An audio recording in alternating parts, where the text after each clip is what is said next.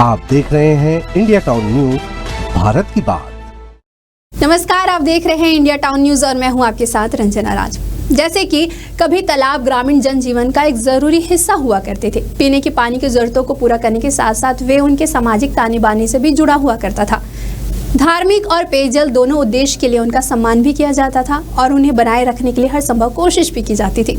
लेकिन जैसे जैसे गाँव में हैंडपंप और अब पाइप से पानी आने लगे हैं, ये स्थानीय जल निकाय धीरे धीरे गायब होने लगे हैं। असंख्य तालाबों पर अतिक्रमण कर लिया गया है। जहां पहले तालाब थे, वहां अब इमारतें, घर, खेल के मैदान, कूड़े के ढेर हैं। बढ़ते जल संकट के साथ बदलते परिवेश में गांव और शहर के तालाबों का संरक्षण करना है। एक तरफ तालाबों के जीर्णोद्धार के लिए सरकार कदम उठा रही है, लेकिन दूसरी ओर डोंगरगढ़ के तालाब बदहाल स्थिति में है। आपको बता दें कि तालाबों की जगह पर किसी भी प्रकार का निर्माण कार्य अवैध है। बाकायदा सुप्रीम कोर्ट की गाइडलाइन है कि तालाब की जगह पर सरकार भी निर्माण कार्य नहीं करवा सकती है। लेकिन कुछ लोगों ने इस आदेश के बाद भी तालाब की जमीन पर अवैध निर्माण किया है। अधिकारियों और जनप्रतिनिधि सिर्फ तालाब के संरक्षण की बात कह रहे हैं। देखिए इंडिया टाउन न्यूज की इस खास रिपोर्ट में, अस्तित्व तलाश रहा है प्राचीन तालाब।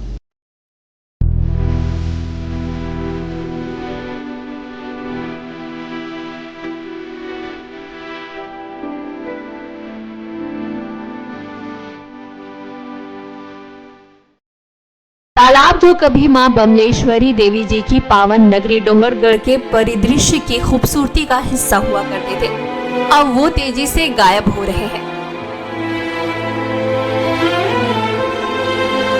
उनमें से कई तालाब सैकड़ों हजारों साल पहले ही दम तोड़ चुके हैं। उनकी सूखी जमीन पर इमारतें, भवन, खेल के मैदान या कूड़े के ढेर पड़े हुए हैं और जो बचे हैं उनकी हालत भी ठीक नहीं है। वही कुछ लोगों के द्वारा तालाब को अपने नाम से रजिस्ट्री करा ली और कुछ तालाबों पर अवैध तरीके से कब्जा कर लिया गया है। यहाँ के लोगों का कहना है कि वार्ड क्रमांक 3 में एक प्राचीन तालाब है जिसे कब्जा करने की तैयारी की जा रही है। वहीं अन्य जगहों की बात करें तो डोंगरगढ़ थाना के पीछे स्थित तालाब को चारों तरफ से अवैध कब्जा करके मकान बना लिया गया है और बीच में तालाब है जिसमें कचरा फेंका जाता है। स्थानीय लोगों का आरोप है कि प्रचंडी मंदिर के पास तालाब की रजिस्ट्री कर ली गई है और धीरे धीरे तालाब को पाटने का कार्य किया जा रहा है। इसी प्रकार डिबरापारा के पास तालाब में भी अवैध कब्जा करके मकान बना लिया गया है।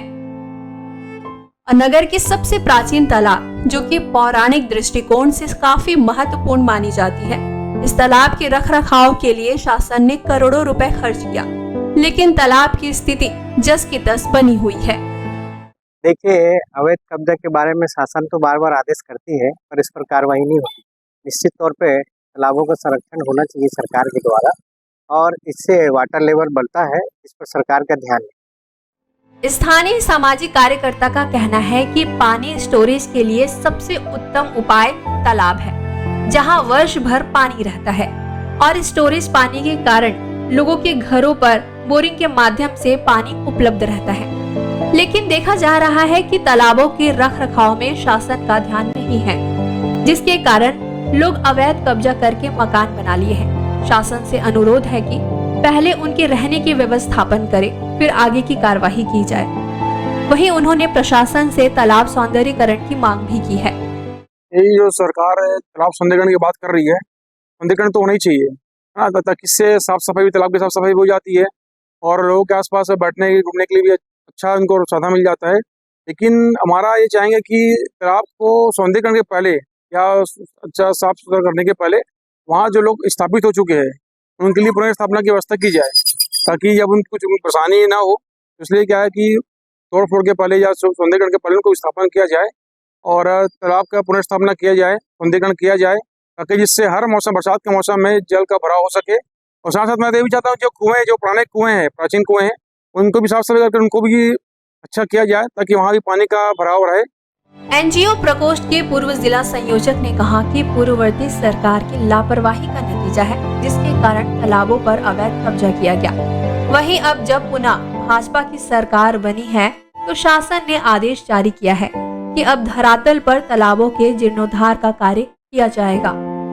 निश्चित तौर पे केंद्र सरकार और राज्य सरकार का एक गाइडलाइन है जिसमें तालाबों में जो अतिक्रमण किया गया है उसे हटा करके उसका सौंदर्यीकरण किया जाना है। इसके पूर्व में आपको मैं जरूर बताना चाहूँगा कि गौशाला परिसर में 2 तालाब होते हैं, जिसमें हमारी पूर्ववर्ती भाजपा की जब सरकार थी तो उसमें लगभग 1,37,00,000 रुपए का एक योजना बना था। तालाब के संबंध में जब इंडिया टाउन न्यूज के संवाददाता ने कांग्रेस विधायक हर्षिता बघेल से बात की तो उनका कहना है कि तालाबों का संरक्षण जरूरी है। वहीं सरकार के आदेश के बाद से सभी तालाबों का संरक्षण किया जाएगा, लेकिन तालाब के आसपास बसे लोगों के लिए पहले व्यवस्थापन कर आगे की कार्य प्रणाली शुरू की जाए।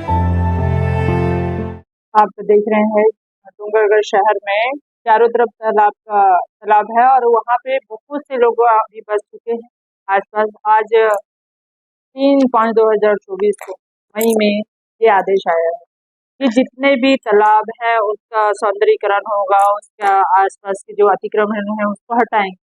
लेकिन अतिक्रमण हटाना सरकार अगर चाह रही है तो सबसे पहले तो व्यवस्थापन की तैयारी करनी चाहिए सरकार को कि जितने लोग यहाँ पे बसे हैं तालाब के आसपास में या अतिक्रमण जहाँ पे भी हुआ है वो अगर वहाँ से हटेंगे तो उनके लिए व्यवस्था तो करनी पड़ेगी सरकार को।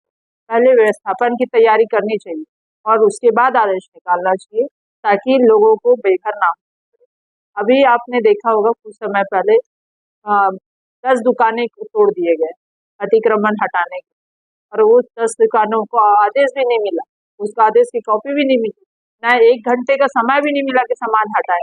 तो इस तरह से सरकार अगर आम जनता के साथ हल करेगी तो ये सही। इस प्रकार से नगर के विभिन्न तालाबों को लेकर इंडिया टाउन न्यूज ने पड़ताल की, जिसमें यह बात सामने आई है कि अधिकांश प्राचीन तालाबों के पचड़ी ऊपरी के हिस्से में झोपड़ी व मकान बना लिया गया है और अब राज्य सरकार ने एक आदेश जारी कर प्रदेश के सभी नगरीय निकायों को आदेश जारी किया गया है कि क्षेत्र के सभी तालाबों का संरक्षण किया जाए।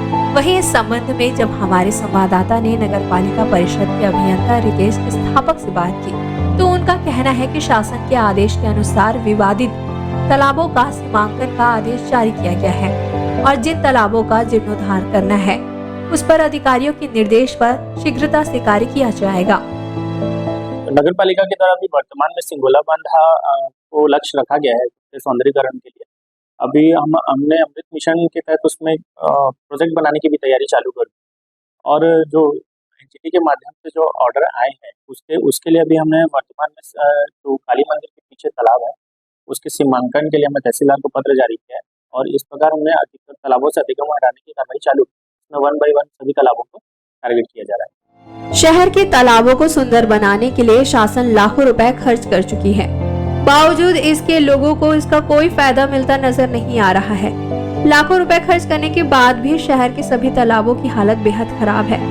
कई तालाबों में जलकुंभी और कमल के पौधों की जड़ों का जाल फैला हुआ है। तालाब के तट प्लास्टिक और कचरे से पटे हुए हैं, तो वहीं कुछ लोगों ने तालाबों में ही अवैध कब्जा कर लिया है।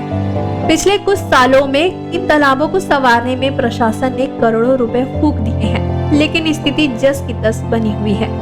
वहीं जिम्मेदार अधिकारी अवैध कब्जा पर जांच के बाद कार्रवाई की बात कह रहे हैं, लेकिन इन तालाबों की सफाई और सौंदर्यीकरण कब होगा यह कह पाना मुश्किल है। अब देखना होगा कि आगे डोंगरगढ़ नगर पालिका इस दिशा में क्या कदम उठाती है। शासन जो है एक और बात करती है कि सौंदर्यीकरण के नाम से डबरी बनवाती है, तालाब बनवाती है, और जो पुराने तालाब है वहीं जो अवैध कब्जे के शिकार हो रहे हैं। कुछ लोग पढ़े लिखे लोग जानबूझकर अवैध कब्जा करा रहे हैं ताकि यहाँ कुछ अपना व्यक्तिगत स्वार्थों को सिद्ध करने के लिए वो कुछ बना सके।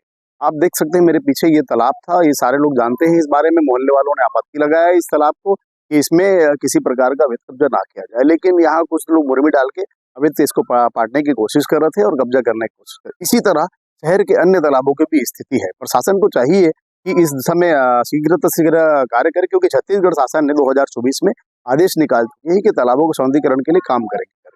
मैं कैमरामैन तिलक मंडावी के साथ Son Kumar Sinha, India Town News. आप देख रहे हैं इंडिया टाउन न्यूज, भारत की बात।